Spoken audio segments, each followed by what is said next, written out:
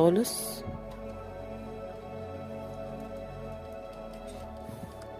عصرت حليق عليهم ليمونة ونص، لان ليمون كبير،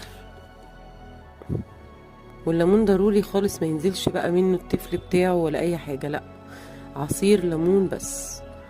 تقعد برضو كمان حوالي نص ساعة على ما تعقد. لسه هي خفيفة اهي، والنار تبقى عالية، وببقى بقلبها كل شوية اهي كده شكلها تخنت. ده الاختبار اهو، عملتها في طبق كده، هي برضو لسه سخنة، فدي مرحلة الاختبار، هي كده تمام، وهي لسه برضو دافية. فاما تبقى بالشكل ده تبقى كويسة جدا. فكده الفراولة جميلة وبألف هنا والشفا. أسرع فراولة ممكن تعمليها. البرطمانات متعقمة طبعا ومتعبية كويس.